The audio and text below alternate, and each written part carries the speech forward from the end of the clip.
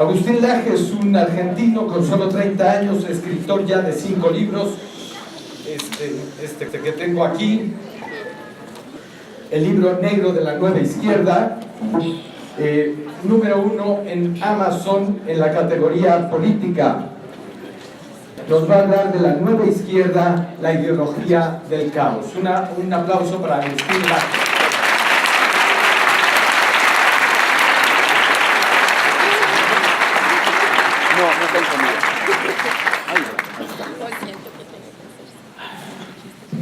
Yo voy a explicar rápidamente, tengo solamente una hora para una conferencia que en verdad dura un poquito más de 1 hora y media, o sea que voy a tener que recortar muchos temas, pero voy a intentar que pueda quedar claro para ustedes un problema que para mí es crucial, que es el de la conceptualización de lo que nosotros entendemos como ideología de género.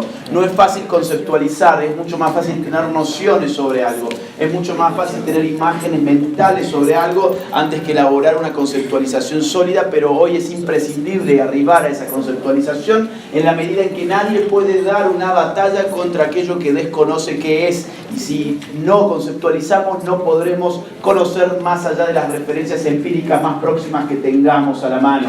Por ejemplo, cuando se nos pregunta ¿y qué es eso de la ideología de género?, no podemos seguir respondiendo con nociones como, por ejemplo, bueno, ¿viste esas marchas LGBT? Bueno, eso. Bueno, ¿viste las feministas radicales, esas que aparecen en tetas como hacia Sara?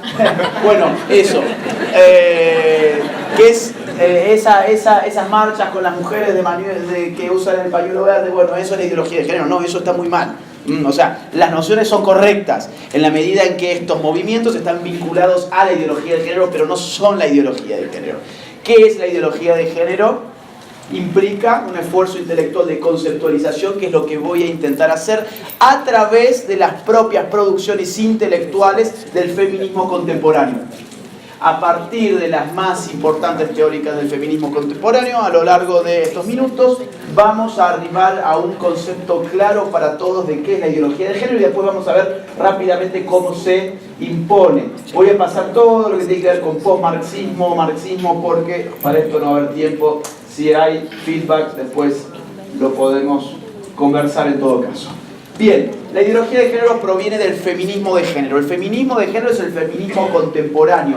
Feminismos han habido muchos: feminismo de primera ola, segunda ola, tercera ola, posfeminismo, feminismo queer, feminismo de la equidad, feminismo de la diferencia, feminismo radical. La academia tiende a conceptualizar, a categorizar, mejor dicho, los feminismos en distintas etapas, en distintos subgrupos, grupos, etc. A mí solo me interesa hoy. A mí lo que me interesa hoy es poder agrupar a todos esos feminismos contemporáneos en una categoría bien identificable, que es la del feminismo de género. ¿Por qué feminismo de género? Porque es un feminismo que articula su discurso político a partir de la variable sociológica política del género. La variable del género no es lo mismo que la del sexo. Primer dato, el género no es lo mismo que el sexo. El feminismo anterior al feminismo que estamos viendo hoy apelaba a la mujer como un sujeto sexualmente definido. El feminismo de género es un feminismo que hace hincapié en la construcción artificial de la mujer, en tanto que posee ya no un sexo sino un género. Vamos a hablar sobre cosas que son difíciles y ya estarán escuchándolas. No son fáciles, requieren mucha atención. Yo voy a tratar de ser lo más claro posible en estos temas, pero si no van entendiendo algunas cosas, no se preocupen, porque yo voy a arrancar un círculo, voy a abrir un círculo teórico que después va a terminar cerrando. Y cuando cierre, muchas cosas que van quedando ahí, como por ejemplo, ustedes pueden pensar, pero ¿cómo sexo, género, qué es? Ya me perdí. No se preocupen, yo voy a ir volviendo permanentemente a estas cuestiones para que a ustedes les vaya quedando más claro. ¿Cuándo empieza el feminismo de género al cual tenemos que apelar si queremos definir qué es la ideología de género? En el año, a mi juicio, ¿no? En el año 1948, con la publicación del Segundo Sexo de Simone de Beauvoir. El Segundo Sexo fue un libro muy importante, publicado en Francia, que es más importante, sin embargo, hoy que cuando se publicó. Hoy se vende más que cuando se publicó, hoy se enseña más en todas las universidades que cuando se publicó. Este fue el libro más vendido de la Feria del Libro de Buenos Aires del año pasado. Este libro lo pueden conseguir como novedad. Está muchas veces en el stand de novedad en las librerías mexicanas, por ejemplo. Este libro es muy actual, a pesar de que no sea nuevo. lo actual y lo nuevo no necesariamente es lo mismo. Este libro es muy actual, a pesar de que no sea evidentemente una novedad. ¿Por qué trasciende este libro? Por una frase. Los grandes libros trascienden por sentencias filosóficas. Cuando uno las lee así nomás parece, qué poético, qué lindo. Nietzsche, por ejemplo, la muerte de Dios. Foucault, por ejemplo, la muerte del sujeto. Los grandes libros trascienden, o los grandes pensadores, por frasecitas. Pero esas frasecitas dicen mucho. La de Simone de Beauvoir en este caso es: no se nace mujer, llega una a serlo. Levante la mano quien antes escuchó esta frase, o escuchó el nombre de Simone de Beauvoir, o el segundo sexo. Fíjense, un montón. El 70 o el 80% del auditorio conoce estas cosas. Si yo les hubiese preguntado esto hace 5 años, nadie hubiese tenido la más mínima idea. La ofensiva es relativamente reciente, pero las ideas no son recientes. Datan de por lo menos la década del 50 del siglo pasado. No se nace mujer, llega a un hacerlo. No suena poético, ok, está muy bien, pero tiene una profundidad filosófica que viene a, digamos, marcarnos a nosotros el origen de la ideología de género. Por eso es que esta frase es tan importante, porque esto es lo que inaugura el pensamiento contemporáneo del género. ¿En qué medida? En la medida en que si no se nace mujer y llega a un hacerlo, eso significa que aquella que nace no nace siendo mujer, no nace como una mujer, no nace con una esencia femenina, no nace como un sujeto naturalmente femenino, sino que la feminidad, el hecho de ser mujer, es un constructo artificial de su entorno, por eso llega a ser mujer. No viene mujer de fábrica, por así decirlo. Se la hace mujer, se la hace ser mujer. En un libro que se llama El segundo sexo, significa que hay un primer sexo, incluso en un orden jerárquico. ¿Cuál es ese primer sexo? A ver si se dan cuenta y me están siguiendo. El hombre. El hombre es el primer sexo. El hombre es el que domina un sistema político, cultural, económico, que hace que eso que no es una mujer desde su nacimiento llegue a constituirse, llegue a ser construida como una mujer en virtud de las relaciones sociales que se establecen en ese sistema de dominación. Ese sistema ¿cómo se llama ese sistema? A ver si se dan cuenta. El patriarcado. Fíjense cómo todo esto ya está impreso en nuestra conciencia, a pesar de que no hayamos nunca leído Simone de Beauvoir. Ya tenemos toda la filosofía de Simone de Beauvoir totalmente impregnada en nuestra conciencia colectiva, a pesar de que no tengamos el libro y nunca hayamos leído ni siquiera una página del mismo. Es impactante, a mí me impacta. Y, digamos, estudiar las ideas a uno le hacen llegar a la conclusión de que las ideas tienen consecuencias. Y si no creen que tienen consecuencias las ideas, fíjense en las respuestas que estoy recibiendo ahora mismo. Todos conocen este libro, todos conocen a la autora y todos tienen una noción tan fuerte de sus ideas, a pesar de que estoy seguro que la mayoría no lo ha leído, que se me anticipan a mí lo que yo estoy diciendo. Entonces, no se nace mujer, llega a un hacerlo, es el gran origen, a mi juicio, de la ideología de género. Aquí empieza un proceso de desnaturalización de la sexualidad humana, que después va a cristalizar en la categoría sociológica o pseudo-sociológica del género, a la cual ya nos vamos a aproximar. No se desesperen. Vamos a la década del 70. Kate Millett, la más importante feminista radical de los Estados Unidos, publica en aquellos años en Nueva York Política Sexual, otro de los grandes libros enseñados en todas las universidades hoy en día. La gran frase de Kate Millett, y digamos que sintetiza muy bien el espíritu de este libro, es: lo personal es político. Lo personal es político. Esto repiten hoy todos los alumnos de ciencias sociales, todos los alumnos de humanidades, repiten a coro: lo personal es político. Y ustedes legítimamente, si no lo son, pueden pensar: ¿y a mí qué demonios me importa? Es decir, ¿a mí qué me importa que lo personal sea político según esta gente? Bueno, yo les pregunto a ustedes: ¿ustedes son personas? Sí. ¿Tienen asuntos personales? Sí. ¿Les gusta la idea de que sus asuntos personales sean dignos de intervención política por ser asuntos políticos? No, los asuntos personales son privados, no políticos. Entonces, fíjense cómo este es el origen del totalitarismo moderno, o mejor dicho, posmoderno. ¿Por qué razón? Porque vivimos en un contexto moderno en el cual se caracteriza, entre otras cosas, por estar regido políticamente por una organización que se llama el Estado moderno. El Estado moderno es una organización que monopoliza la política, monopoliza el uso de la fuerza, en la cual conviven, digamos, y viven unos personajillos llamados políticos, que son los que manejan las palancas del poder de esa maquinaria. Si nosotros le decimos, oigan, ¿saben qué? Desde nuestras universidades encima, lo personal es político, en última instancia lo que les estamos diciendo es, expandan su dominio hacia mi persona. ¿Por qué? Porque la relación que yo, por ejemplo, tengo con mi novia, la relación de un esposo con su esposa, la relación de un padre con un hijo, por ser relaciones personales, son al mismo tiempo relaciones políticas, y si son relaciones políticas, insisto, quedan bajo el dominio de los políticos para su intervención, su diseño, su rediseño, su manipulación. Vamos a ver algunos ejemplos prácticos después. Mientras tanto vamos a ir trazando este mapa teórico y vamos a ir viendo cómo se va radicalizando con el tiempo. La próxima feminista que me interesa abordar es Monique Wittig. Volvemos a Francia, pero nos vamos a la década del 80. Ella escribe una serie de ensayos. En ellos presenta dos teorías, por lo menos, que a mí me gustaría compartir esta tarde. La primera es que existe un régimen de heterosexualidad obligatorio o heteronormatividad. Régimen de heterosexualidad obligatorio o heteronormatividad. Levante la mano y déjela alzada y no sean tímidos aquellos que han escuchado previamente estos términos, estos conceptos. Déjenlas alzadas. Bien. Fíjense ustedes que la mayor parte de los que tienen las manos alzadas son jóvenes. En general, la mayor parte son jóvenes. ¿Por qué es eso? Porque en los colegios se está utilizando esta terminología, y hoy esta terminología es la que habita, por ejemplo, los planes de estudios de educación sexual integral. A los niños hoy en Argentina se les enseña que viven en un régimen de heterosexualidad obligatoria que los ha obligado a ser heterosexuales. Díganme ustedes a qué adolescente les gusta sentirse que ha sido obligado a hacer algo. Juancito, vos no sos heterosexual porque realmente lo seas, sino porque sin que vos lo supieras, un régimen te obligó a ser heterosexual. Entonces, como fuiste construido como heterosexual, te podemos invitar a que te deconstruyas. La deconstrucción es el término que está en la boca de todos los adolescentes hoy en día y se creen grandes filósofos por hablar así, ¿no? Bien. Ahora, ¿por qué esto no es cierto? Esto no es cierto al menos por dos razones. La primera, de carácter biográfico. Esta mujer fue lesbiana.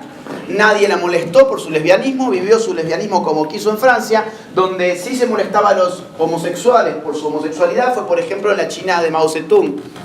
Ella era maoísta, además. Y en la China de Mao Zedong, en la China comunista, lo que se hacía con los homosexuales era, número uno, se los castraba. Si reincidían en su homosexualidad, se los fusilaba. Y ella nunca habló sobre la obligación a la heterosexualidad en China, sino que atacó a Occidente. Pues esta gente lo que hace en general es atacar a Occidente. Y el segundo punto es de carácter lógico. No existe un régimen de heterosexualidad obligatoria porque sus alternativas no están prohibidas. No hay nada obligatorio allí donde la alternativa a lo que supuestamente se obliga no está prohibida. Por ejemplo, yo hoy traje un saco de color gris. ¿Eso es porque hay un régimen de saco gris obligatorio? No, eso es, digamos, no. ¿Y cómo podemos saberlo? Y bueno, porque mi saco podría haber sido azul, negro, blanco, rojo, amarillo, lo que yo quiera. Nadie me hubiese penado a mí por traer otro tipo de saco. Luego, no hay una obligación a que yo tenga un saco de color gris. En Occidente, o vamos a ponerlo más claro, aquí en México, ¿hay alguna penalidad para un homosexual? ¿Puede terminar en la cárcel, ser multado por su homosexualidad, ser fusilado? No, afortunadamente no. Luego, no existe ningún régimen de heterosexualidad obligatoria porque la alternativa a la heterosexualidad está permitida. Fíjense cómo, sin embargo, se está engañando a la gente con frases pomposas y con terminologías que suenan rimbombantes. Segunda tesis de Monique Wittig que me interesa para hoy. La mujer no existe. Ella dice directamente, Simone de Beauvoir fue un poco más, digamos, menos clara. No se nace mujer, llega a nacerlo. Vamos a radicalizar y vamos a poner los puntos sobre las IES. Esto significa, la mujer no existe. ¿Cómo que no existe? Sí, no existe porque existe la lesbiana, dice Monique Wittig. ¿Por qué la lesbiana? Porque la lesbiana no es una mujer, dice ella. La lesbiana es otra forma de ser humano, es otra forma de sexualidad, que no encaja con la mujer ni con el hombre. Incluso es una categoría política que viene a subvertir el binarismo sexual con el cual hemos sido engañados, dice ella. Claro, ¿binarismo qué es? Dos. ¿Binarismo sexual qué es? Hombre y mujer, dos sexos. Ella dice, no, la lesbiana es un 3. Y habilita un 4, un 5, un 6, un 7. ¿Cuántos géneros dice hoy la ONU que existen? Más de 110. Estamos hablando de la década del 80, ¿ok? Las ideas tienen consecuencias. ¿No han visto que el feminismo de hoy es predominantemente lésbico? Llaman en sus consignas a lesbianizarse, lesbianizate escriben. En Argentina escriben, hacete torta, la vida es corta. Torta por tortillera. No sé si acá se dice así también. Se ríe el padre ahí atrás. Bien. En España ponen hetero muerto, abono para mi huerto. Heterosexual muerto, ¿no? Abono para mi huerto. Claro, este feminismo lésbico toma el lesbianismo como una opción política radical. En la medida en que si el hombre es el enemigo, ¿cómo nos vamos a acostar con el enemigo? ¿Cómo vamos a tener un proyecto de vida en común con alguien que está en nuestras antípodas en esta guerra? Entonces, todo esto tiene una raíz teórica muy honda que es lo que estoy tratando de desentrañar rápidamente, ¿ok? Ahora bien, esto es una estupidez. Así, lisa y llanamente. La mujer lesbiana no es una no mujer, sino que es una mujer con una orientación sexual que no es heterosexual. Punto final. Eso es todo. Es tan mujer como la mujer que tiene otro gusto, digamos, que tiene un gusto, tiene una atracción por el hombre, nada más. El problema con las estupideces es cuando nadie se toma el trabajo de refutarlas en el momento en que tienen que ser refutadas, porque poco a poco pueden ir adquiriendo la autoridad de lo verdadero. Y ustedes pueden pensar, ¿cuán verdadero es esto para la gente? Es decir, todos sabemos que las mujeres sí existen. Y nos comportamos como si las mujeres sí existieran. El problema no somos nosotros, sino son las estructuras de poder. Hoy en día el Estado-Nación y los organismos internacionales... Ah, Sara, perdón, ¿tenés mi celular? No, acá. Quedó ahí. Perdón. Corto un segundito porque además... Hay una ¿no? Acá abajo. Perdóname. Y aparte me acaba de caer algo justo en la cabeza que si no lo digo ahora después lo pierdo. Perdón, hay un chico de acá que me dio un trabajo que quería que se lo corrija y no sé dónde está y después no te voy a ver. Así que si levantás la mano, si se lo puede ir pasando para allá atrás, así. Ahí está todo escrito, o sea, todo. Gracias. Bueno, sigo. Entonces, el gran problema es que los organismos internacionales y los Estados-Nación ya han asumido que esta hipótesis, o esta tesis, mejor dicho, es cierta. Se los voy a mostrar con ejemplos prácticos que están pasando actualmente. A ver si la cosita esta me responde, ¿no? Ahí va. Irene Rotera es un travesti de Paraguay que representa a las mujeres paraguayas en ONU Mujeres.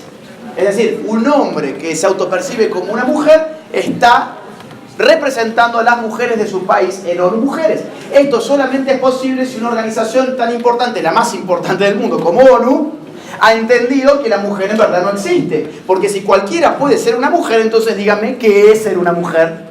Si yo puedo ser tan mujer como la señora que está acá sentada, díganme entonces cuál es su esencia, cuál es su naturaleza. Evidentemente ninguna. Cuando cualquiera puede ser algo, significa que ese algo es nada. Si cualquiera puede ser una mujer, si este señor puede ser una mujer, entonces una mujer significa absolutamente nada. La mujer en última instancia no existe. Esto me trae muchos problemas. Aviso a la organización. Si alguien puede socorrer. Paulina. Este es un caso argentino. Sergio, ¿ok? Un señor se llama Sergio, cumple 60 años. A los 60 años las mujeres se jubilan, a los 65 años los hombres se jubilan. En nuestro país. En nuestro país. Estoy muy fatigado. Estoy muy fatigado. A los 65 años los hombres se jubilan, a los 60 años las mujeres se jubilan en la Argentina, ¿ok? Este señor en la Argentina cumple 60 años y dice, no quiero ir a trabajar más. ¿Ok? Entonces tengo un Estado que me dice que cualquiera puede ser una mujer, yo también quiero ser una mujer, así que voy y me cambio el sexo frente a mi Estado. Y entonces ahora ni siquiera se puso Marta, se puso Sergia. Cambió la O por la O por la A y ya está. Y ahora es Sergia, entonces se jubiló 5 años antes. Ahora fíjense cómo responde el Estado a la consulta del periódico, del diario Clarín, el más importante de la Argentina. Esto tiene puntero. No tiene puntero. No tiene puntero. Dice, no estamos acá para juzgar. El Estado responde: no estamos acá para juzgar. Una curiosidad, porque lo que define al Estado moderno es la capacidad para juzgar dentro de su propio territorio. Pero cuando se trata de estos asuntos, no estamos acá para juzgar, que en última instancia significa no estamos acá para discernir. ¿Discernir qué cosa? Si Sergio es Sergia, si Sergia es Sergia, si Sergio es Sergio, si Sergio es Sergio, ¿quién demonios es este sujeto? No lo podemos saber porque como Estado hemos asumido que la realidad depende de la autopercepción. Y la autopercepción es una subjetividad extremada, radical, que parte y va desde y hacia uno mismo, pero condiciona la realidad de los demás. Entonces, fíjense las contradicciones, y si alguien me ayuda a pasar, Sí, ahí va. Paulina. Vos decís Ok, siguiente. te digo allá, ya está, esta porquería. La justicia ordena fichar a un transexual en la Liga de Hockey Femenino en Argentina. Este trans quería jugar al hockey y entró a jugar al hockey y después fue expulsado por las mujeres de los equipos rivales. No querían jugar con un hombre, evidentemente. No querían hacerlo. Recurre él a la justicia y la justicia dice: tenemos la ley de identidad de género que básicamente dice que uno es aquello que autopercibe ser. Entonces, si él autopercibe ser ella, entonces ella es ella. Ella es una mujer. Y si es una mujer, ¿por qué no va a poder competir con las mujeres en hockey femenino? ¿Sí? No estamos acá para jugar. Vamos a la próxima. Y esto está pasando en un montón de lugares. Un adolescente transexual gana una competición en la categoría femenina de atletismo. Vamos a la próxima. Un hombre transgénero campeón de levantamiento de peso en Australia. Vamos a la próxima. De triunfar en el balonmano masculino, jugar al fútbol femenino australiano. En este caso, para los que tengan buena vista, podrán confirmar que no hizo ni más mínimo esfuerzo para parecerse a mujer. Se puso la pelotita y ya está. A jugar con las chicas de fútbol. Próxima. Vamos a hacer un ejercicio rápido. ¿Saben quién es Ángela Ponce? No, a ver, levanten la mano y con sinceridad, ¿quiénes saben quién es Ángela Ponce, la Miss España, ok? Levanten la mano y déjenla alzada, déjenla arriba. Y el resto, dése vuelta y mire, digamos, tenemos un 90% del auditorio que sabe quién es Ángela Ponce. Ya está, bajen la mano. Ahora, levante la mano, ¿quién sabe cuál es el nombre de quien ganó el certamen Miss Universo? 1, 2, 3, 4, 5. Ok. Eso representa, no sé, será un 1% de lo que estamos. 1% de lo que estamos hoy acá. El agua, acá. Gracias. Bueno, fíjense, o sea, digamos, si quieren una confirmación de que estamos viviendo una guerra psicopolítica, es lo que acaba de pasar acá. Todos sabemos quién es Ángela Ponce. ¿Por qué? Porque no es Ángela. Todos sabemos quién es Ángela Ponce justamente por lo que no es. ¿Qué no es? Una mujer. Es una mujer trans, como le dicen en lenguaje políticamente correcto. O sea, es un hombre que se autopercibe como una mujer, como me gusta llamarlo a mí. Acá hubo un tema que es interesante. Miss Universo hubo una chica que fue expulsada, no sé si ustedes sabían. Miss Ucrania fue expulsada porque se descubrió que hace algunos años había sido madre y en este concurso llamativamente se prohíbe el ingreso de mujeres que hayan sido madres. Fíjense ustedes qué tétrico. Es decir, una mujer no puede ingresar al certamen si ha sido madre, y ser madre es lo que, digamos, la capacidad de dar vida es lo que distingue radicalmente a un sexo de otro, a la mujer respecto del hombre. Lo que distingue radicalmente a la mujer del hombre es su capacidad de dar vida. Y no se puede ingresar a Miss Universo habiendo sido madre, pero si sos un hombre que te rebanaste los genitales, que te hormonizaste, que te pusiste plástico en el pecho, que te dejaste el pelo largo y te maquillaste y te autopercibes como una mujer, te va a conocer todo el mundo. Todo este auditorio te conoce. Vamos a la próxima. Esto está pasando en muchos lugares, esto es de Argentina, histórico. 2 mujeres trans, cuidado, esto es una guerra semántica, otra vez. 2 mujeres trans, ¿a qué refiere? ¿A 2 mujeres? No, a 2 hombres que dicen ser mujeres. 2 mujeres trans serán candidatas a la Reina de la Vendimia, que es un certamen también de belleza. Vamos a la próxima. Próxima, por favor. 2 noticias separadas en 6 meses de los Estados Unidos del año 2017. Primero, trasladan a un violador a una cárcel de mujeres tras su cambio de sexo. Pero esto está pasando en muchos países, ya lo vamos a ver. 6 meses más tarde aíslan por conducto obsceno a un violador transgénero que cumple pena en una cárcel femenina. 6 meses más tarde, bastaron 6 meses, claro. O sea, ¿qué fue lo que pasó? Un hombre viola a mujeres, el Estado lo aprende y él dice: yo soy tan mujer como las mujeres que yo violé, así que por favor no me ponga con los hombres, póngame con las mujeres. Entonces lo ponen con las mujeres y ¿qué pasa? El tipo vuelve a hacer lo que tenía que hacer, volvió a hacer lo mismo, digamos. ¿Y ahora qué pasó? Y ahora ni siquiera es que dijeron, bueno, no, estuvimos en un error. Este era un tipo, no era una chica. Era un hombre, no era una mujer. Lo pongamos con los hombres. No, ahora quedó aislado. Le armaron una celda específicamente para, digamos, la chica trans, ¿no? Vamos a la próxima. Violadores convictos se declaran mujeres para ir a las cárceles femeninas y lo consiguen, el caso inglés. Vamos a la próxima. Esto también pasó en Costa Rica hace muy poquito, no lo agregué. Esto es de Salta, Argentina, del norte. Julio de 2018 nació mujer, cambió su identidad a hombre y lo metieron a la cárcel de varones y ahora está en crisis. Ser hombre, digamos, está muy bueno para algunas cosas, menos para ir preso. Ahí sí que la va a pasar muy mal. Todas estas noticias, a ver, hay un montón. Yo podría estar toda la tarde hablando de esto. El tema yo les traje solamente un puñado para que ustedes vean que no existe la mujer, ya es una realidad para las organizaciones que mantienen el poder. Porque estos ejemplos solamente son posibles si hemos aceptado previamente que la mujer no tiene ninguna naturaleza definitoria, ¿ok? Vamos a la próxima. Vamos a seguir un poquito más con la feminista, Judith Butler. Judith Butler escribe El género en disputa en la década del 90 en California y podemos sintetizar su obra como ella misma lo hace. Ella dice textualmente, el sexo siempre fue género con el resultado de que la distinción entre sexo y género no existe como tal. El sexo siempre fue género con el resultado de que la distinción entre sexo y género no existe como tal. Parece un trabalenguas, yo se los traduzco. Significa lo siguiente, hasta ese momento se decía que había dos grandes dimensiones de la sexualidad humana. Una, el sexo, y acá viene el inicio de la conferencia que le dije, guarda, no es lo mismo. El sexo es lo natural de nuestra sexualidad, es lo biológico de nuestra sexualidad. Y el género son aquellos rasgos culturales o socialmente adquiridos que enriquecen nuestra sexualidad. Nosotros, a diferencia de las bestias, tenemos, digamos, no solamente la capacidad, sino la necesidad de diferenciarnos sexualmente más allá de lo biológico. Más allá de las distinciones biológicas, elaboramos estrategias culturales de diferenciación, porque en la diferenciación existe la atracción. No existe pueblo humano que no haya diferenciado a sus sexos culturalmente.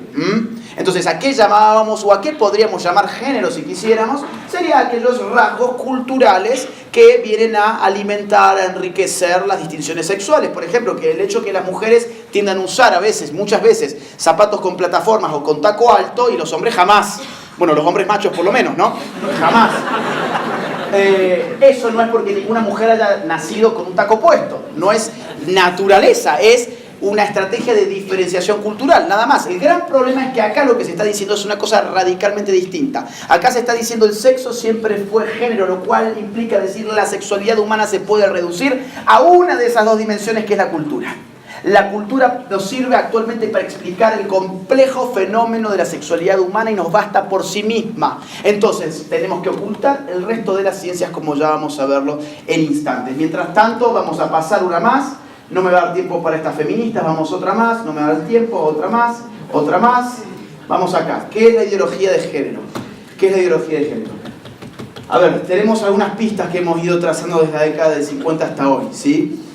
No se nace mujer, llega a nacerlo, lo personal es político, la mujer no existe, el sexo siempre fue género, que hemos ido viendo en todas estas filosofías de feminismo contemporáneo, un proceso de desarraigo de la sexualidad humana.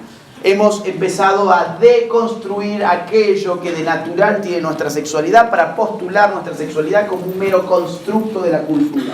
Resolvemos nuestra sexualidad en una única variable que es la cultura. Entonces, la ideología de género en una oración es un conjunto de ideas anticientíficas que con propósitos políticos autoritarios desarraigan de la sexualidad humana su naturaleza y la explican exclusivamente a partir de la cultura. Voy a desarmar rápidamente esta frase. ¿Por qué un conjunto de ideas anticientíficas? Porque evidentemente para explicar la sexualidad solamente en términos de cultura necesitamos esconder, aniquilar, digamos, aquellas ciencias naturales, biológicas, que van a dar cuenta de que la sexualidad humana tiene un fondo duro, que tiene una naturaleza estable, inmutable, eterna.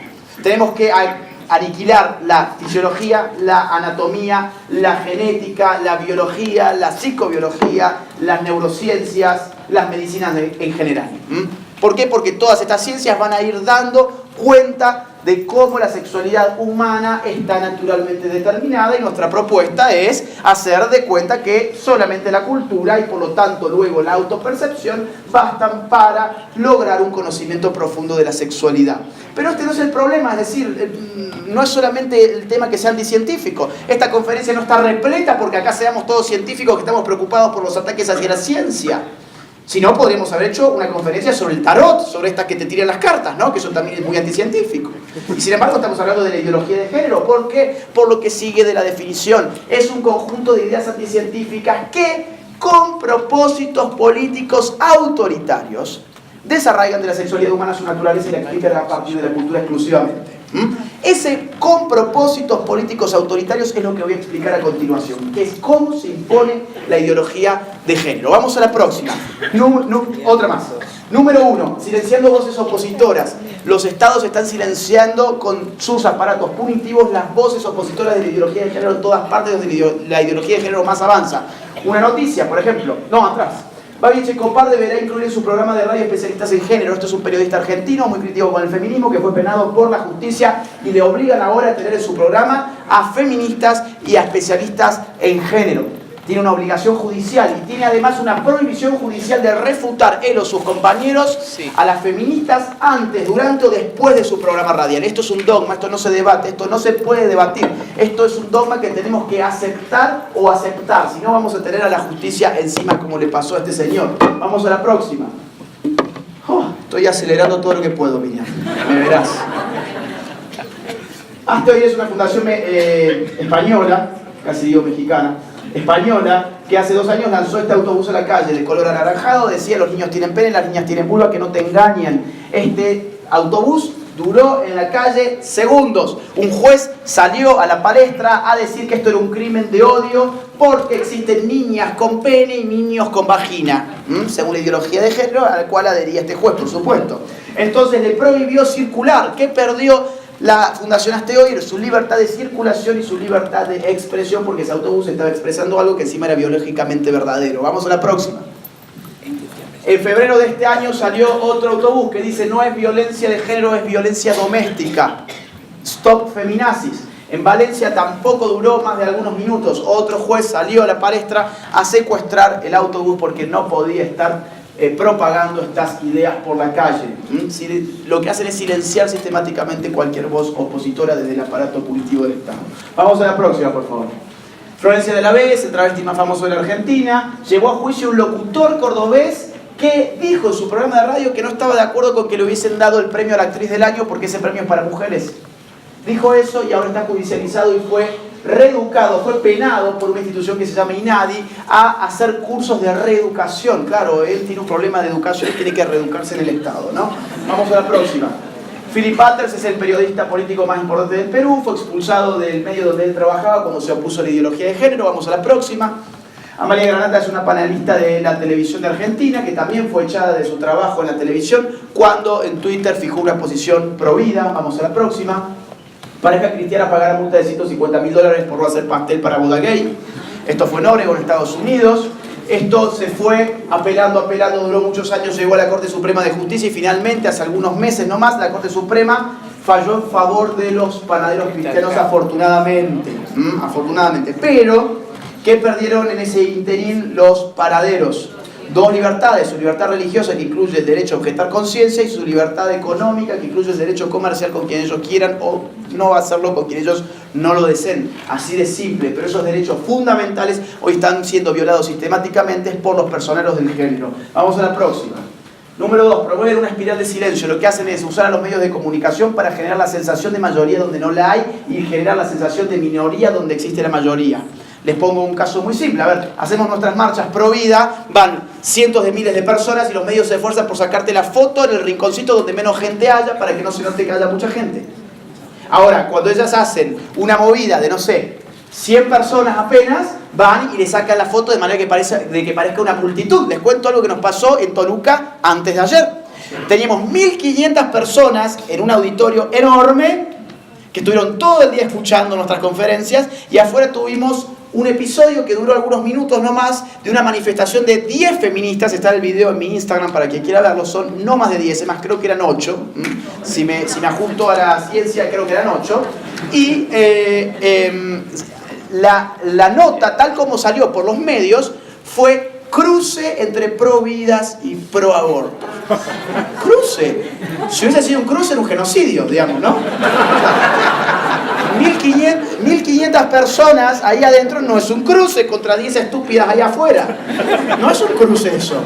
Ahora, sin embargo, ¿por qué lo presenta así la noticia? Para darte la sensación de que eran dos equipos equitativos, simétricos, cuantitativamente parecidos. Y eso no era así. Pero quien no vino y lee eso dice, bueno, mira, acá hay un equilibrio de fuerzas. No, no hay un equilibrio de fuerzas. Nosotros somos mucho más. El tema es que nos venden que somos menos. Ese es el gran problema. Y una de las estrategias que usan para hacer eso es apelar a los famosos. Apelar a los famosos que se prestan a estas prácticas. Por ejemplo, el caso que ustedes ven en la pantalla es de Lali Espósito, una cantante que acaba de sacar un éxito comercial junto con Thalía, y que fue a los Grammy Latinos con su pañuelo verde, y que es muy seguida por las chiquitas de 11 a 17 años. Es cantante y actriz ella, entre comillas, ¿no? Digamos que no canta muy bien ni tampoco actúa muy bien, pero bueno, ese es otro tema. Entonces ella, al usar su pañuelo verde, marca una moda en toda una generación. Miren, vamos a ir a la próxima y a la próxima, para que vean que esto no es arbitrario. Esto es de los Oscars. En los Oscars directamente, claro, el aborto ya es legal, digamos, en los Estados Unidos, de hace mucho tiempo. Entonces, ¿qué llevan los pines de Planned Parenthood? Ya vieron con la doctora Chinda qué es Planned Parenthood. Entonces, las actrices allí ya no van con el pañuelo verde, directamente van con el pin de Planned Parenthood, ¿ok? Vamos a la próxima. Aclará que es la IPPF. Pero Planned Parenthood es la IPPF, para quien no lo tenga claro eso. Entonces, ¿cuál es el resultado de este? Digamos, chiquitas que quieren estar a la moda, ser cool, no ser marginadas, ser parte de la gran tendencia. Y entonces usan el pañuelo verde como quien usara un par de zapatos que están a la moda, nada más. Vamos a la próxima. Y quienes usan los pañuelos celestes reciben una golpiza en Argentina. El caso que ustedes ven en la pantalla es de una chica lesbiana que es provida y que subió su historia a su Instagram cuando salió a la calle con el pañuelo celeste y la molieron a patadas en el piso, ¿ok? Entonces díganme ustedes, ¿cuál es el incentivo que ella tiene para seguir usando su pañuelo? Ninguno, no lo va a usar más. Y las personas que ven estos casos dicen, no, ¿para qué yo me voy a meter en esos problemas? Mejor yo quiero ser parte de la mayoría, y esa mayoría está mediáticamente construida. Ese es el gran problema de todo esto. Vamos a la próxima. 3. Haciendo ingeniería cultural. Este caso es de Gran Bretaña hace 2 años.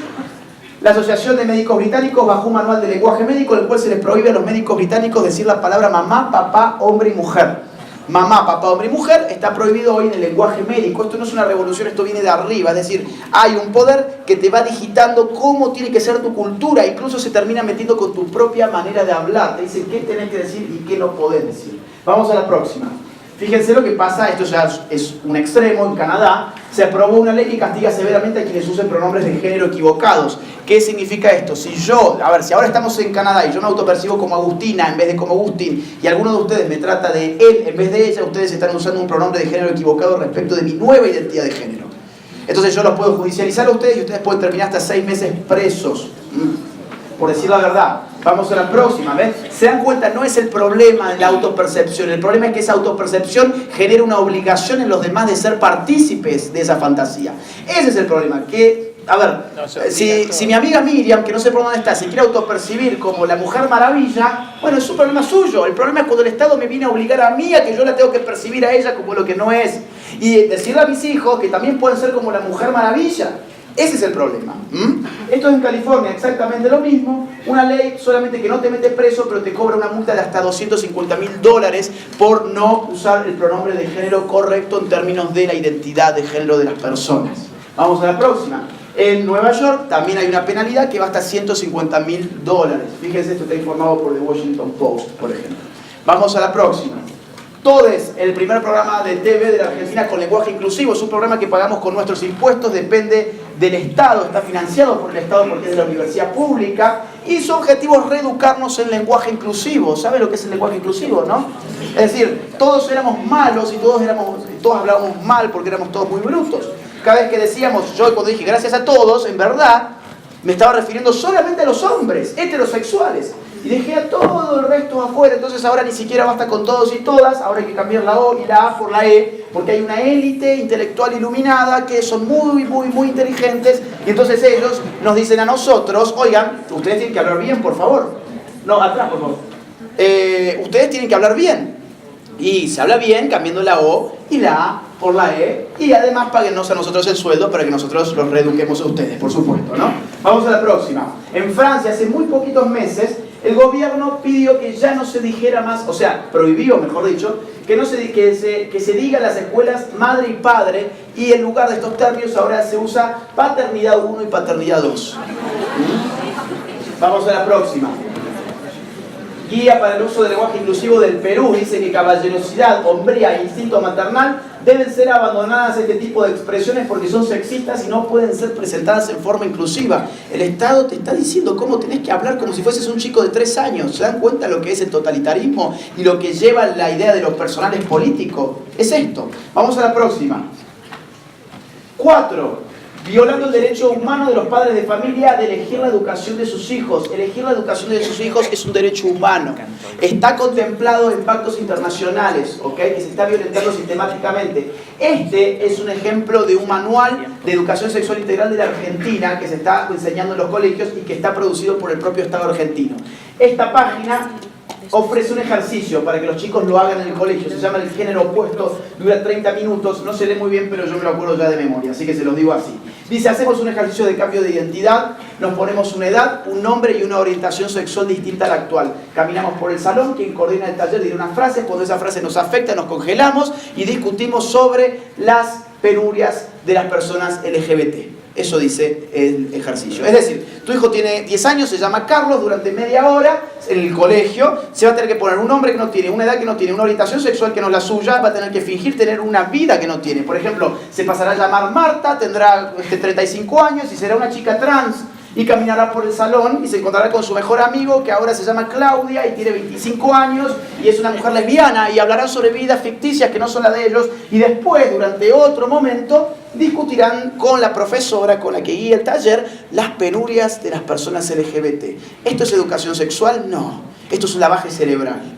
Esto es un lavaje cerebral. Así de simple. Es decir, esto parece de ciencia ficción. Yo cuando lo leía digo, esto lo deben haber sacado de una película tipo Star Wars, algo medio así. Pero no, esto es lo que se está usando en educación sexual integral en la Argentina. Vamos a la próxima, por favor. Esta es la propuesta de educación sexual integral en la Argentina, es firmada por el Estado, para el nivel inicial. ¿Qué es el nivel inicial? Los más chiquititos. Al fondo, el último párrafo dice que la educación sexual integral en el nivel inicial apunta a desnaturalizar los modos socioculturales de ser niños y de ser niñas. Es decir, vos mandás a tu hijo de 5 años al colegio, al jardín de infantes, al kindergarten, para que le desnaturalicen la forma de ser niño y de ser niña. ¿Y cómo se hace eso? Bueno, vamos a la próxima. Por ejemplo, así. Disfrazamos en el colegio a los chiquitos de nenas, les enseñamos a maquillarse, a ponerse collares, aritos, etcétera, todo lo que caracteriza al género femenino, dirían ellos. Entonces, bueno, les desnaturalizamos de esa forma su forma sociocultural de ser niño. Vamos a la próxima. Bueno, acá puse otra foto, esto está siendo cada vez más común en varios jardines de infantes. Vamos a la próxima.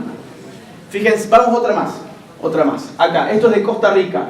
Esto se enseña en educación sexual a los niños de Costa Rica. Dice así: habría un nivel mesosocial en donde estarían los factores que fomentan la violencia, como la segregación urbana, el microtráfico de drogas y un factor de tipo cultural, la masculinidad. Es decir, la violencia está causada, entre otras cosas, por la masculinidad. La masculinidad explica la violencia en Costa Rica, y eso se lo dicen a los niños. ¿Qué están haciendo? Inculcándole culpas por ser hombres. Le están inculcando vergüenza y culpa de su hombría, de su masculinidad. ¿Y qué están haciendo con las niñas?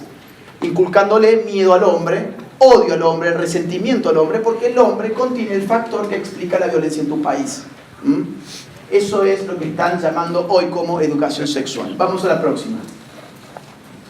5. Crean conflictos permanentemente, aunque esos conflictos en verdad no existan. Así avanzan ellos. Vamos a ver algunas noticias de lo que está pasando en algunos países. En Suecia, por ejemplo, el partido de izquierda llevó un proyecto de ley para obligar a los hombres a orinar de sentados. ¿Sí? O sea, ahora hay un conflicto porque los hombres lo hacen de pie y las mujeres sentadas, y la igualdad de género dice que tenemos que ser iguales y el Estado tiene que llevar la igualdad de género, etc. ¿No? Ahora, ¿hay un conflicto con eso? No, evidentemente no hay un conflicto con eso. Lo que hace esta gente es divide y reinarás. Yo te creo el conflicto para después yo resolvértelo y encima cobrar de tus impuestos mi sueldo. Eso es lo que están haciendo. Porque ¿cómo se implementa esta ley? A mí se me ocurrieron dos opciones: o pones un policía al lado de cada retrete a que mire a ver cómo está haciendo el suelo pis, o pones una camarita en cada baño para que filme y atrás un burócrata con su laptop mirando a ver si están haciendo pis de pie o no. Entonces, evidentemente esta ley no se puede aplicar, no es el objeto aplicarla. El objeto es bajar un discurso conflictivo, divisor, desde arriba hacia abajo. El Estado está dividiendo a la gente. ¿Para qué? Para después venderle la unidad a través de ideologías. Vamos a la segunda, que la tengo ahí en la pantalla. El gobierno vasco busca prohibir el fútbol en los colegios por ser una actividad sexista. Ahora hay un gran problema con el fútbol. Es sexista, va contra la igualdad de género, etcétera, etcétera. Lo cierto es que en Occidente nunca hubo ningún problema con el fútbol. Es decir, en Occidente las mujeres pueden jugar al fútbol, juegan al fútbol, lo juegan muy bien, muchas veces se juega incluso fútbol mixto, y ahora esto está sujeto a una prohibición. La ideología de género opera así: te ofrece liberación, das vuelta a la página y siempre está seguida de una prohibición más. Vamos a la próxima. Fíjense, esto es interesante porque es de acá de México. Ustedes saben que los anteriores años me denunciaban de Morena y también de unos periódicos y me querían aplicar el artículo 33 para expulsarme del país. Entonces decidí no hablar más sobre México cuando vengo a México. Pero hoy voy a hablar sobre los baños mexicanos, así que, y como ya me vuelvo mañana, bueno, ya está.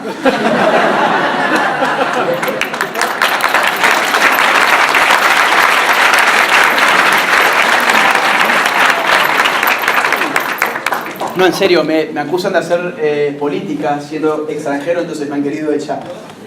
Para evitar la discriminación abren baños mixtos en la escuela. Ahora hay un problema porque los baños, tenés uno de hombre y uno de mujer, y esto es un gran problema que tenemos que resolver, ¿no? Tenemos un gran conflicto con eso. Ahora bien, fíjense qué lindo esta idea de meterse en el baño con el otro sexo. Yo no creo que sea muy linda para las mujeres, ¿no? Bueno, vamos a ver, vamos a la próxima. ¿Por qué no es tan lindo para las mujeres? Porque evidentemente el sentido común nos dicen que se abren este tipo de riesgos. Un trans de 18 años violó a una chica de 10 años en estos baños mixtos, ¿ok? Vamos a la próxima. Y mientras tanto, esto de Chile, las feministas están exigiendo vagones exclusivos para las mujeres en el metro. Y ustedes lo tienen acá, es decir, ustedes tienen baños mixtos pero vagones separados. Esto es esquizofrénico. Es esquizofrénico, realmente. O sea, vamos todos juntos al baño. Ahora, en el metro no, ahí no, porque son los violadores. Bueno, no sé qué más decir, vamos a la próxima. Tampoco tengo mucho tiempo. 6. Promoviendo progresivamente perversiones y parafilias. Esto se está haciendo cuando la ideología de género más va avanzando. Yo les dije, es importante conceptualizar para no quedarse con la foto y poder ver la película y prever lo que sigue de la película. ¿Cómo podemos prever lo que sigue de la política, de la película? Asumiendo que la ideología de género siempre va por un poco más en lo que hace el desarraigo de la naturaleza humana. Veamos 3 casos rápidos. Holanda legaliza un partido que defiende la pederastia. Las pederastia son las relaciones sexuales entre adultos y niños. Canadá, Corte Suprema, legaliza parcialmente el sexo con animales, la zoofilia. ¿Por qué parcialmente? Porque eso es en la medida en que la bestia penetra al hombre y no el hombre a la bestia, para no hacerle daño, porque ellos allá son muy pro-Greenpeace también, ¿no? Las juventudes del Partido Liberal Sueco defienden legalizar la necrofilia, sexo con cadáveres, y el incesto, sexo entre familiares próximos, los padres con los hijos, los hermanos entre sí, etc. Ahora, ¿qué tiene que ver esto con la ideología de género? Todo es propio de la matriz filosófica de la ideología de género. Porque si asumimos que el sexo siempre fue género, es decir, que la sexualidad, se resuelve en la cultura y que la sexualidad es mera cultura, estamos asumiendo que es totalmente arbitraria. Vamos a poner un ejemplo para que esto quede claro. ¿Qué es algo meramente cultural? Un semáforo. ¿Cómo funciona un semáforo? Con 3 colores: rojo, amarillo, verde. Yo les pregunto a ustedes, ¿podríamos haberlo hecho azul, fucsia y marrón?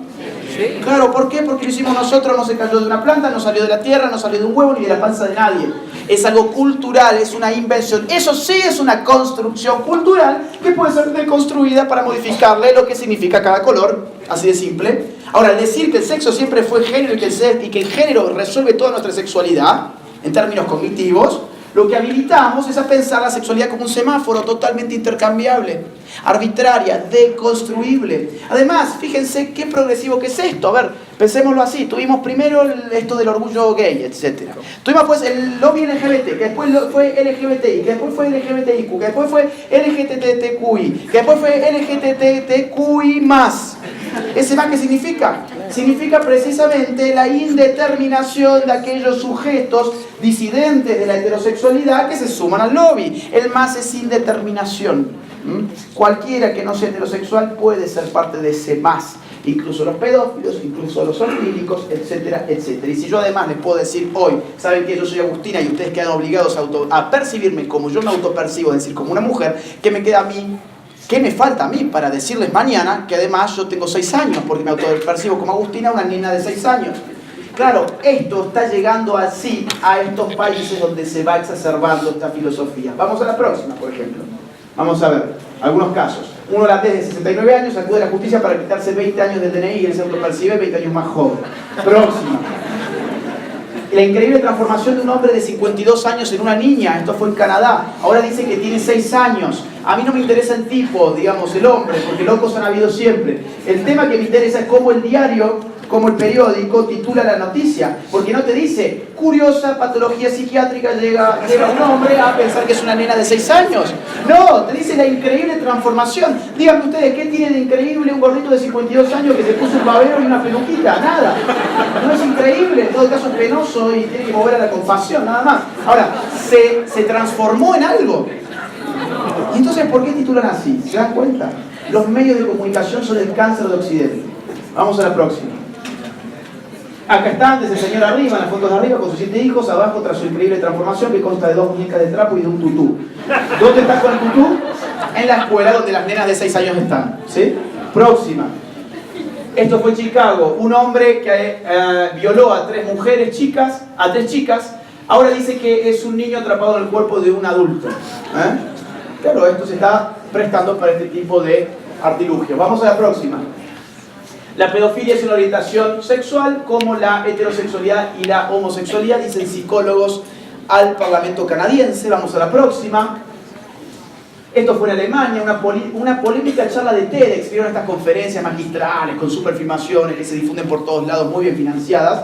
Intenta normalizar la pedofilia como una orientación sexual natural. Se dijo allí eso, que la pedofilia es una orientación sexual natural. ¿Qué significa? Si tenés 50 años y te excitas con una chiquita de 5 o con un chiquito de 7, eso significa que quédate tranquilo, no hay nada malo en vos, es una cosa totalmente natural. ¿Sí? Vamos a la próxima, por favor. En revista Cosmopolitan, una chica describe cómo es tener sexo con su padre, y todo en términos muy amorosos, es decir, miren la foto, se dan la manito, es todo sumamente romántico, aceptable, celebrable. Vamos a la próxima. The New York Times, la pedofilia es un desorden, no un crimen. Esto es una ventana de Overton total. A ver, primero es un crimen, después es un desorden, después es una orientación sexual, después es parte de un lobby, después es una orientación y después es un orgullo. Y ahí fíjense cómo está. O sea, cómo está el dibujo. Los niños, porque eso es información pura, ¿ok? Los niños no tienen rostro, no tienen personalidad. El único que tiene personalidad ahí es el pedófilo. Está sufriendo, siente dolor, tiene una cara de sufrimiento terrible, está casi llorando, se retuerce del dolor. Entonces lo que tratan de generar en nosotros este tipo de notas es empatía, no con los niñitos que están allí, que no tienen ni siquiera rostro, sino con el pedófilo. Vamos a la próxima, por favor. Una mujer de 72 años y su nieto de 26 enamorados y a la espera de un bebé. Otra información incorrecta, es decir, una mujer de esa edad no puede tener un hijo. Vamos a la próxima, por favor. Habrá alquilado un vientre en todo caso. Confesó estar enamorada, se casó con una estación de tren y asegura tener sexo mental con ella. Carol contó que su relación con el edificio comenzó en 2011 y 4 años después se casó con ella. A ver, para quien no entienda bien, la señora de la foto es Carol y la pared es su esposo, ¿no? Bien. Otra vez, el problema acá es el título, es cómo te lo informa el medio, porque no te dice extraña patología psiquiátrica lleva a una mujer a pensar que hace el amor con la pared de una estación de trenes. No, te dice que eso es un matrimonio, que eso es una orientación sexual. Ustedes lean la nota y te informan que esto es otro tipo de orientación sexual que se llama objetofilia. Y ustedes que se rieron entonces, sigamos la lógica, ¿qué serían? Objetofóbicos. Y la fobia sí es una enfermedad mental clasificada en los manuales de psiquiatría. Entonces, ¿quiénes son los enfermos mentales? No Carol, ustedes, por haberse reído. Así opera la ideología de género. Vamos a la próxima. Otra más. Ella me hace feliz y la amo, dice joven que se casará con su muñeca zombie y revela los íntimos detalles de su historia romántica. Otra vez, esto no es una patología, es una historia de amor. Una increíble historia de amor con una espantosa muñeca. Vamos a la próxima, por favor. 7, a través, ya voy cerrando, a través del apoyo de organizaciones internacionales, como ya hemos visto, ya algo dijo Sara, ya dijo también mucho Chinda, esto tiene el apoyo de los organismos internacionales. Cuando se habilitó, cuando inició el debate por el aborto en la Argentina, salió esta noticia, la ONU felicita a la Argentina y le pide la aprobación de la ley. ¿Quién es la ONU para pedirle a un país soberano que apruebe o no apruebe una ley? Nadie. Los que tienen que exigirle a sus legisladores una representación política veraz es el pueblo de ese Estado-nación, no los burócratas de la ONU. Y sin embargo acá tenemos a la ONU pidiéndole a un Estado supuestamente soberano, y el problema, el fondo de la cuestión es que nuestros Estados ya no son soberanos, que apruebe una ley que a la ONU le interesa. Vamos a la próxima, es decir, cuando la ley no se aprobó, salió esto, expertas de la ONU lamentan profundamente el rechazo del Senado argentino a la despenalización del aborto. Vamos a la próxima, fíjense esta. Esto fue en febrero del año 2018, una opinión consultiva de la Corte Interamericana de Derechos Humanos reconoció el matrimonio igualitario y llamó a los países de la región a legalizarlos. Es decir, una corte, ¿saben cuántas personas integran la Corte en calidad de jueces? 7. 7 personas le dicen a todos los países de la región que tienen que legalizar el matrimonio homosexual, la adopción homosexual y las políticas de identidad de género. Ese era el paquete entero, ¿sí? 7 personas a millones y millones de latinoamericanos. ¿Eso es democracia o dictadura? Dictadura, evidentemente. Vamos a la próxima. Vamos a otra más. Último punto que voy a hablar ahora. Con muy buen financiamiento. Por ejemplo, el día anterior en que se votó, mejor dicho, en el Senado, Amnistía Internacional puso más de $1 millón para teñir la contratapa de The New York Times de verde, con un mensaje que le decía a los senadores: el mundo los está mirando, es decir, ellos los están mirando y les están pidiendo que aprueben la ley. Y pusieron $1 millón para que esa tapa saliera de ese color. Fue un último manotazo de ahogado porque en ese momento ya se sabía más o menos cómo iba a salir la votación. Vamos a la próxima, por favor. Plan Parenthood puso más de $5 millones en Argentina para las campañas. Vamos a la próxima. Vamos a la próxima, ya se habló acá de los órganos. También Plan Parenthood está metida con el tema de las hormonas, que es un gran negocio. Bill Gates y Warren Buffett también financian. Vamos a la próxima. Esta es la página de la fundación de Bill y Melinda Gates, donde se apoya el aborto abiertamente y a las organizaciones abortistas. Vamos a la próxima. Yo les pongo las páginas para que vean que esto no son teorías de la conspiración. Open Society de George Soros tiene una sección exclusiva de LGBTI, donde aparecen, todas las organizaciones que están financiando Open Society de género, y sobre todo LGBTI y feministas. Vamos a la próxima. Y por último, bajo el manto de la industria mediática y la academia. Las universidades están tomadas y los medios de comunicación están totalmente tomados. Así que vamos a la última placa. ¿Qué queda después de todo? ¿Qué queda después de todo esto que hemos visto? Es decir, mi charla no ha sido nada esperanzador. No ha sido, digamos, que uno salga acá, vamos a ganar. No, ha sido un poco triste incluso, ¿no? ¿Qué queda después de todo? Lo único que queda es resistir. Lo único que queda es resistir. Lo único que nosotros tenemos es un cuerpo para poder ponerlo en el espacio público y poner muchos cuerpos en el espacio público para que los recolectores de votos, que son los políticos, vean muchos votos en potencia de nuestro lado. Si nosotros nos quedamos encerrados en los templos, en las iglesias o en nuestra casa, no tenemos ningún poder definitorio sobre aquello que se llama opinión pública. Nuestra misión en este momento es definir qué es la opinión pública, porque si nosotros callamos, la definen ellos, y hace más ruido una persona gritando que 1000 callando. Entonces el desafío es poner a las masas en las calles, en toda América Latina, y especialmente ahora aquí que estamos en México, para que esos políticos que son unos crápulas, pero dependemos de ellos de todas maneras, vean por lo menos que acá tienen votos. Hagamos realismo político, pongamos a las masas en las calles. Eso es lo que se hizo en Perú y se voltearon 7 iniciativas de género. Eso es lo que se hizo en la Argentina, no hay otro secreto. Eso se hizo en la Argentina para voltear la iniciativa del aborto. Y eso es lo que va a tener que hacer México, porque los ataques se están dirigiendo a estas tierras. Muchas gracias.